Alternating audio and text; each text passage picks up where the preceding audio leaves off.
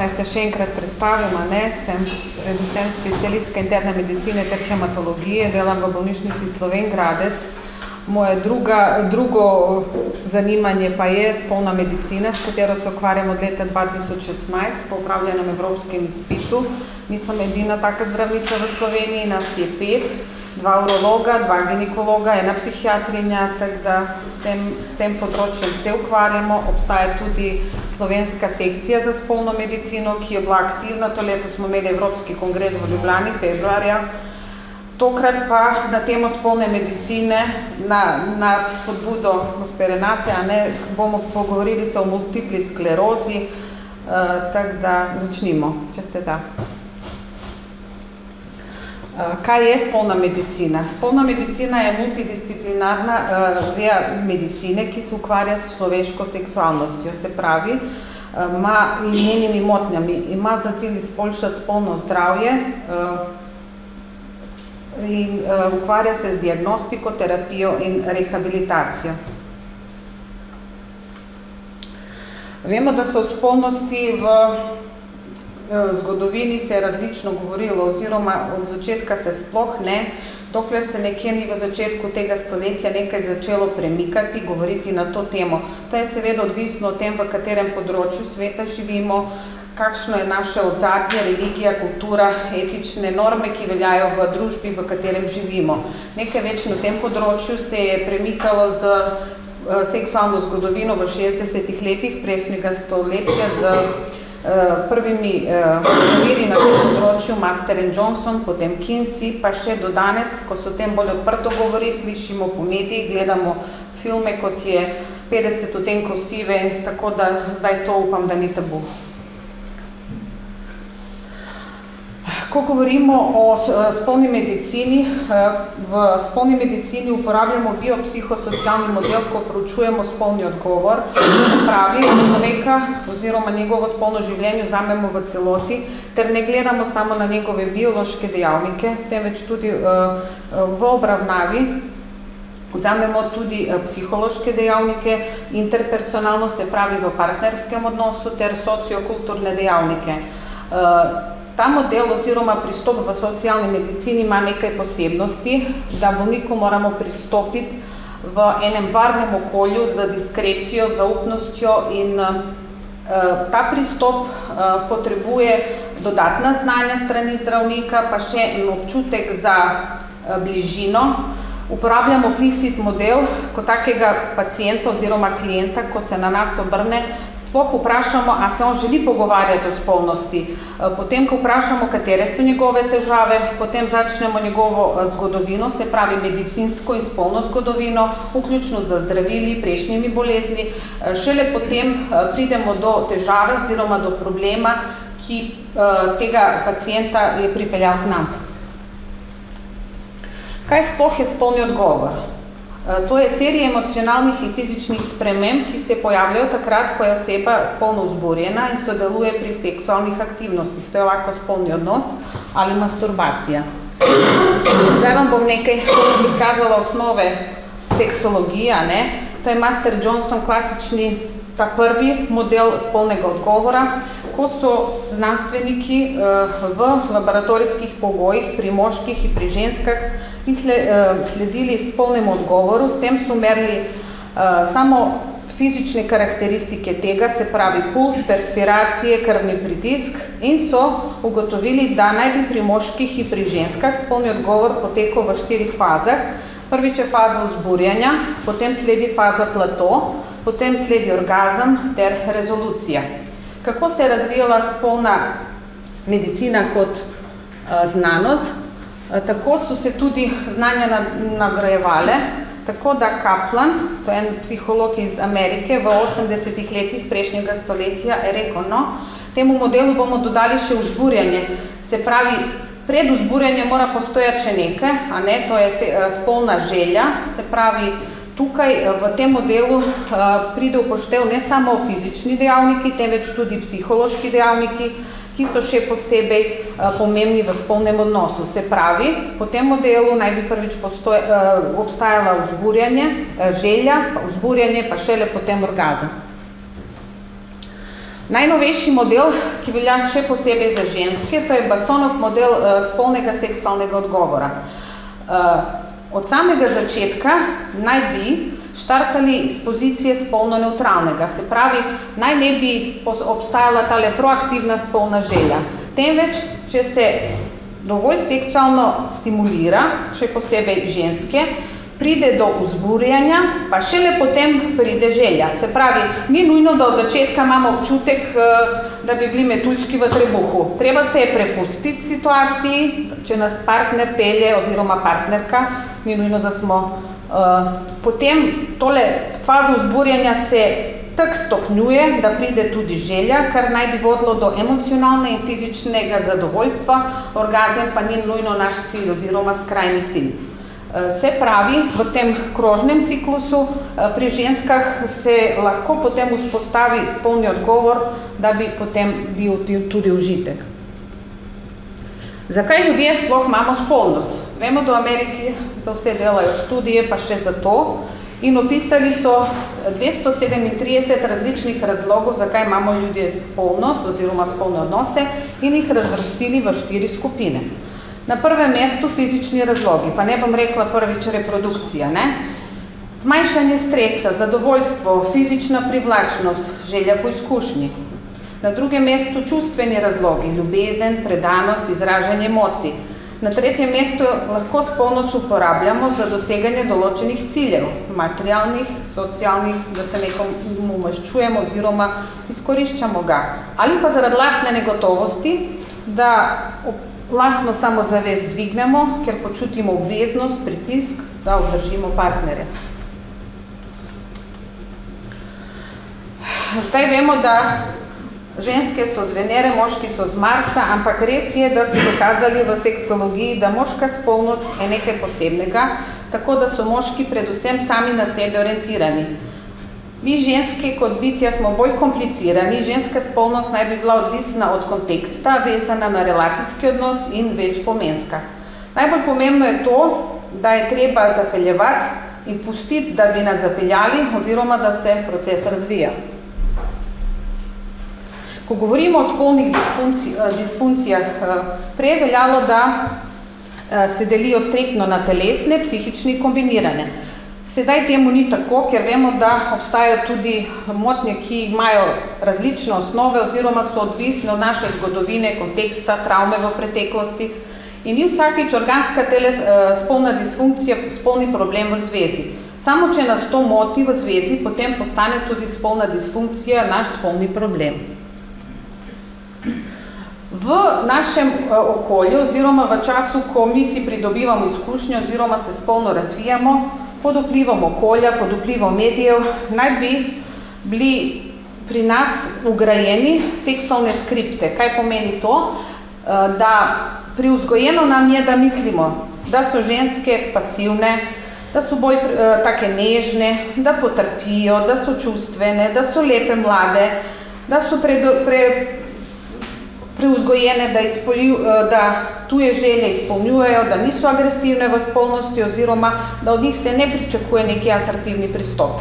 Kaj pa moški? Moški naj bi bili mačoti, močni, individualni, avtonomni, dominantni, stoični, se pravi vse tisto, kaj je enemu moškemu privzgojeno. Vemo, da temu ni tako, zato se tudi v spolni pristop oziroma vzgoji vsakič, ko pristopimo pacientu, potrudimo, da če ima take spolne skripte v glavi začrtene oziroma si misli, da bo vsak odnos uspešen, ga naučimo, da temu ni tako. Pa tudi ženske v samem pristopu lahko pokažejo dozo asertivnosti, ne rečem agresivnosti, se pravi seksualne skripte, ki nam jih podalja okolje, kultura, religija, lahko nam tudi povzročajo težave v spolnem življenju. Kako je v resnici v klinični praksi? To ni moja klinična praksa, tudi to je poduzeto iz literature, naj bi 1/3 ljudi imalo spolne težave, ki jih lahko reši izbrani zdravnik. 1/3 niso zainteresirani za spolnost, potrebujemo samo informacijo in pridejo po informacijo. 1/3 ljudi pa ima kompleksne težave, ki bi mogoče, če bi se odločili, potrebovali tudi obravnavo strani seksologa. Zdaj bom prišla na konkretno temo, da ne bi razlagali seksologijo, to je bil samo uvod, pa bi povedali o multipli sklerozi, katera je tema danes.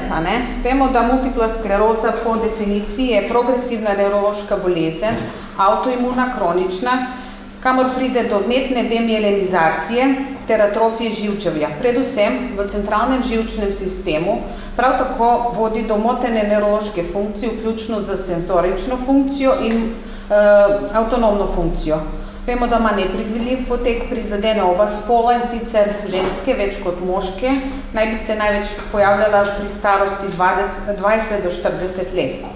Na tem slajdu so tudi navedeni najbolj pogosti simptomi po pogostosti oziroma tisti, ki se pojavljajo. Bolečina, utrujenost, težave z hojo, mišični spazmi, mravljinčenje, okorelost, glavobol, depresija. Od vseh teh težavah tokrat mi danes bomo obdelali spolne disfunkcije. Kakšne težave so? Motnje medeničnega dna, vključno z motnjami sečnega mehurja, črevesja in spolne disfunkcije so pogoste težave pri multipli sklerozi, ki zmanjšajo kvaliteto življenja. Lahko se pojavijo kadarkoli v času poteka bolezni, tudi takrat, ko bolnik ima manj razvito bolezen. To lahko vpliva na partnerski odnos, na planiranje družine in na plodnost. Zato povečanje nevrološke in fizične prizadetosti, psihološki dejavniki in stranski učinki zdravil prav tako imajo vpliv na spolno disfunkcijo. Podatki študij potrjujejo, da 40 do 80% žensk oziroma 50 do 90% moških z multiplo sklerozo imajo spolno težavo. Težava je v tem, koliko zdravniki vprašamo glede tega oziroma kak bolniki nam o tem povejo. Tudi na svojem področju, ko delam na področju hematologije, bolnika predvsem gledamo kot celoto, nikoli pa ga ne vprašamo, če nimamo dodatna znanja, kako je spolno funkcijo. Mislimo si, večinoma zdravniki, da to ni naše delo, če je kaj narobe, bo že povedal, oziroma enih je sram, eni nimajo dovolj znanja, tako se na tole vprašanje glede spolnosti nikoli odprto ne pove. Razen, če gremo seveda urologu oziroma ginekologu, mogoče v kakšni diabetični ambulanti, če vprašajo diabetike. To jaz govorim tudi iz izkušenj oziroma iz tega, kaj vidim s kolegi, da vprašanje spolnosti, če ti ne pove, potem ga tudi ne vprašaš. Verjetno je to tudi za multiplo sklerozo, ko je ena kronična bolezen, in partnerske zveze, v katerih je multipla skleroza, seveda imajo specifične težave vezane na bolezen. Kvaliteta življenja se poslabša, ko se poslabša bolezen, in težave se lahko pojavijo v komunikaciji, v intimnosti, v spolnosti, v izgorelosti negovalca in celokupno organizacijo življenja. Klasifikacija po Foley in Iverson deli multiplo sklerozo oziroma spolne disfunkcije pri multipli sklerozi na primarne, sekundarne in terciarne. Primarne spolne disfunkcije naj bi bile čisto vezane na nevrološko disfunkcijo, sekundarne bi bile telesne disfunkcije, ki so posledično po nevrološki okvari in ne vplivajo direktno na genitalni sistem. V terciarnih spolnih disfunkcijah pa predvsem so psihološki dejavniki, ki vplivajo na spolno aktivnost. Pri primarnih so tule navedeni genitalne senzacije, se pravi bolečina, mravljinčenje, okorelost, odrevenelost, zmanjšanje spolne želje, težave z erekcijo in ejakulacijo, motnje vzburjanja in vlaženja pri ženskah ter nezmožnost doseganja orgazma za oba spola. Sekundarne spolne disfunkcije, smo rekli, so telesne težave, ki indirektno vplivajo na našo spolno funkcijo. To so predvsem utrujenost. Kot smo videli, utrujenost je eno od bolj pogostih simptomov, ki imajo bolniki potem mišično slabost, spazme, koordinacije, tremor, motnje sfinkterjev, predvsem urinska inkontinenca, nevrogeni mehur, gibalne motnje. Prav tako se pojavljajo težave senzibilnosti v drugih delih telesa. Terciarne motnje so rekli psihološki dejavniki, ki vplivajo na plodnost, motnje razpoloženja, občutek samozavesti oziroma samosprejemanja, tesnoba, depresija, občutek, da si manj seksi in zapeljiv, strah od izolacije in zapuščanja. Zdaj na spletu se dajo dobiti en kup različnih takih študijah, ki tele spolne disfunkcije primerjajo oziroma ugotavljajo, kaj je pogostost, kakva je povezanost. Tule sem eno študijo iz lanskega leta dobila Narcoms, ki v Ameriki, to je databaza bolnikov z multiplo sklerozo, ki so odgovarjali na vprašalnik glede svojih spolnih disfunkcij. Ugotavljali so v rezultatih, da so bolj prizadeti moški kot ženski. Na prvem mestu so primarne spolne disfunkcije, se pravi enako pri moških in ženskih 1/3. Na drugem mestu so terciarne težave, se pravi težave psihološkega izvora, najmanj pogoste pa so bile sekundarne motnje. Tu me je presenetilo podatek, da bolniki so rekli, da 94% njih nikoli niso bili vprašani glede spolne disfunkcije. Samo 19% njih so uporabljali neko pomoč. To so vibratorji, 14% zdravila, na seksološko svetovanje le 4%. Kaj bomo dosegli neke cilje? Zakaj si želimo boljšo spolnost oziroma intimnost? Intimnost pomeni deljenje telesne in čustvene bližine s partnerjem, ter ne pomeni vedno spolnega odnosa. Spolnost zajema veliko več kot sam spolni odnos. Pomeni še druge načine spolnega izražanja, kot je dotikanje, poljubljanje, čustva do drugega in z njim povezano potrebi po dajanju, bližini in dotiku. Področje v seksologiji, kako lahko pomagamo, seksualno svetovanje, psihoterapija in kognitivno-vedenska terapija, svetujemo spremembe življenjskega sloga, se pravi hujšanje, ukinitev kajenja, alkohola, telovadba, praktična pomoč za težave, ki indirektno povzročajo spolne težave, kot so bolečina, utrujenost, disnea, motnje spanja, predpis zdravila ali intervencije, če obstaja, za vsako posamezno težavo, uporabo trikov in pripomočkov in ugotoviti, kako vpliva bolezni na partnerski odnos in dinamiko, na kakšna je realnost, kakšne so pa želje. Seveda ne obstaja ena rešitev za vse, oziroma vsakemu bolniku moramo pristopiti v celoti kot en holistični pristop. Kaj bomo naredili? V postopku edukacije in svetovanja lahko tudi navadne spremembe, kot so svetovanje, da se spolnost planira v delu dneva, se pravi lahko tudi zjutraj, takrat, ko smo manj utrujeni. Če imamo bolečine, potem pred spolnim odnosom vzeti tableto za bolečine. Kako se organizirati glede odvajanja oziroma kdaj upravljati kateterizacijo. Tudi take navadne nasvete včasih pomagajo oziroma poze, ki se pri seksu pomagajo, da ne bi bila bolečina oziroma spastičnost tako močno izražena, da spolni odnos ne bi bil prakticiran. Uporabljajo se vaje Sensate Focus, tukaj modificirana oblika, body mapping vaja in vaje iz kognitivno-vedenske terapije za izboljševanje komunikacije. Treba se je pogovarjati, se pravi, ne da se samo seksolog pogovarja s pacientom, temveč da se partnerji medsebojno pogovarjata, ker spolne tehnike, čuječnost, masturbacija, spreminjanje vedenskega repertoara, spolne vloge in vse skupaj pomenijo nekaj več, ampak najbolj pomembna je komunikacija partnerja oziroma njegovo okolje. Predlagajo tudi modifikacijo življenjskega stila, predvsem tule je mišljeno v tem workshopu za negovalce pacientov z multiplo sklerozo, pa tudi za same paciente. Kaj je to? Se pravi, nasveti za zdravo življenje, kot za vse ostalo populacijo, prehrana, vaje, relaksacija, meditacija, prekinitev kajenja, mogoče suplement D-vitamina oziroma omega-3. Zakaj je pomemben ta naš proaktivni pristop? Ker mišična tenzija se zmanjša za seksualno stimulacijo in orgazmom. Prav tako se zmanjšajo bolečine, ker se izločajo endorfini in prag za bolečino se poveča. Pri moških in ženskah z samim spolnim aktom se sprošča oksitocin, to je dokazan, ki je hormon, ki vpliva na spanje in relaksacijo. Za good enough seksom, tukaj ne bi rekla idealnim seksom, se zmanjša depresija, ker je lahko tudi samo pri masturbaciji. Kako si pomagamo? Pomagajo nam lahko različni zdravniki, pomagamo si lahko sami z različnimi dodatki, vajami, zdravili in napravami. Temu so rekli tips and toys, celo so izdelali študijo, kako nam pomagajo vibratorji oziroma kakšna velikost naj bodo.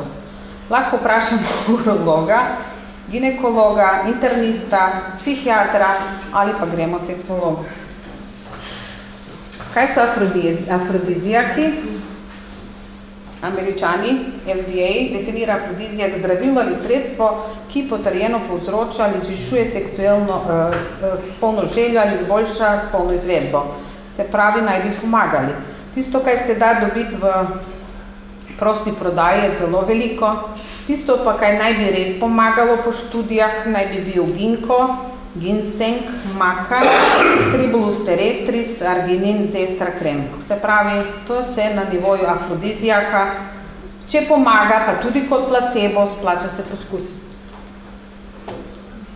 Zdaj pa konkretni predlogi, ne?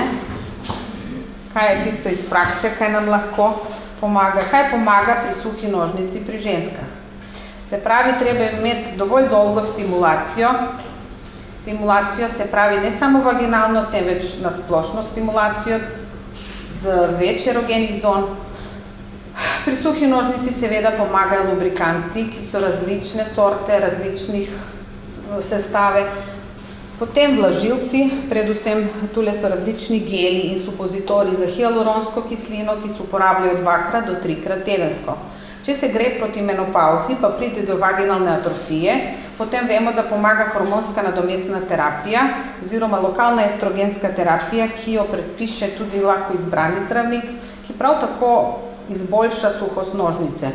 Obstaja tudi krema z L-argininom, ki se daje lokalno in pomaga pri suhi nožnici. Kaj pomaga, če pa ni orgazma, ne? Večinoma na to temo obstajajo celotne knjige, prav posebej za ženske.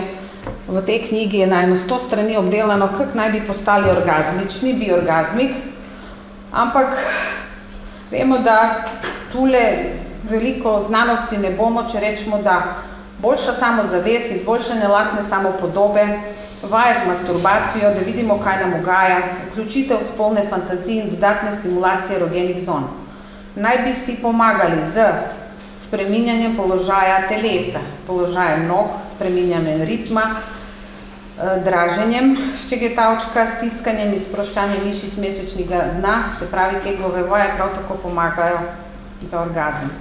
Potem pa uporaba vibratorja, dilda in womanizer, to je poseben vibrator, ki se uporablja za doseganje. Kljub spremembi ali okvariti tkiva je mogoče občutiti užitek in doživiti orgazem, ki pa ni samo skrajni cilj. Včasih vaginalni spolni odnos ni pogoj za spolnost. Naučiti se je treba novih načinov dajanja in spreminjanja užitka. To velja ne samo za heteroseksualne, več tudi za homoseksualne ljudi oziroma ne glede na njihovo spolno orientacijo ali preferenco.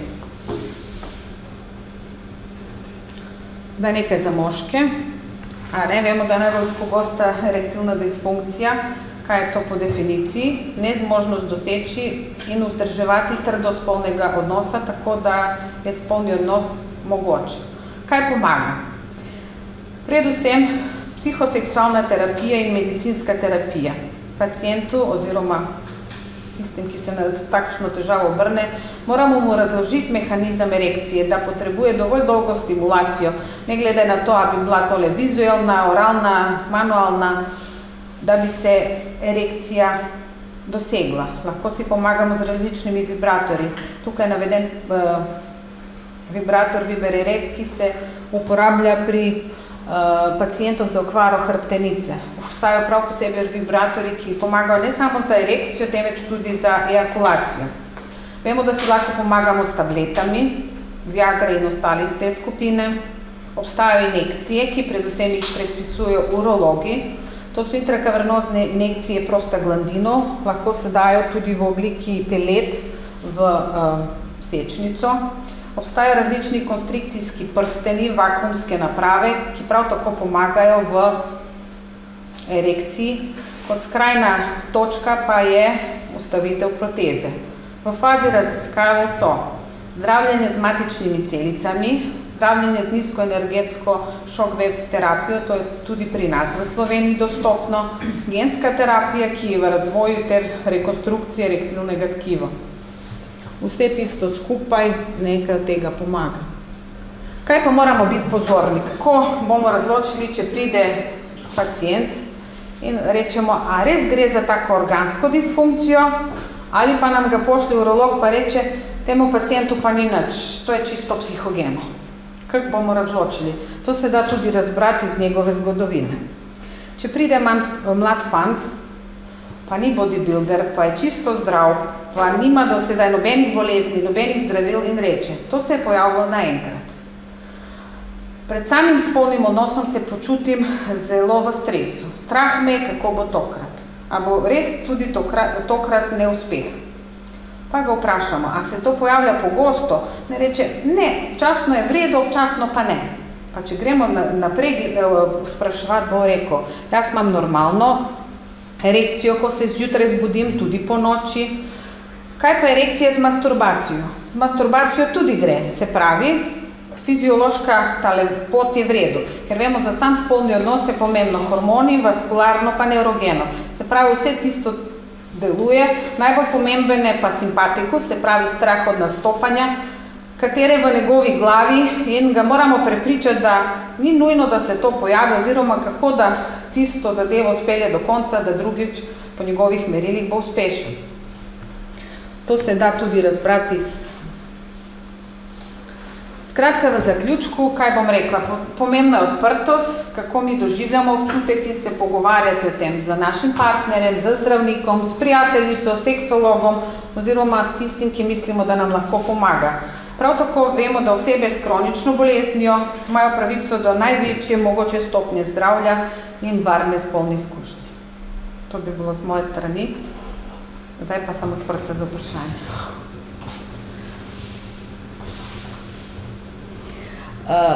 Na temo erektilne disfunkcije, no to tisto moram tudi povedati, sem pri svojih pacientih z različnimi hematološkimi boleznimi imela študijo, ki je bila predstavljena lansko leto tudi na Evropskem kongresu v Stockholmu in je bilo prav zanimivo, da se zdaj to področje, kako naj vam rečem, kronične bolezni, onkoseksologija še posebej razvija, ker se pa še spolnost pri starostnikih.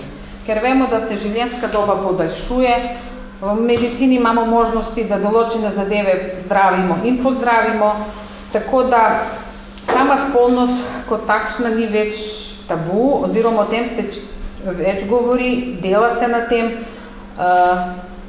Evropsko združenje za spolno medicino je razvito, predvsem v Nemčiji, v Skandinaviji, obstajajo letni sestanki, guidelines in s tem, da to je odvisno okolje, v katerem se nahajamo. V Sloveniji smo še vedno pionirji, tako bi rekla pod narekovajih, zato ko zavarovalnica, če je vprašanje pregled, prizna samo urologom pregled za erektilno disfunkcijo, vse ostalo pa tudi kolegice, ki delajo z vaginizmom, z ostalimi izkušnjami, vse gre kot naše pionirsko delo ali pa samoplačniška ambulanta ali pa zraven ostalega dela pa še to svetujemo pacientu.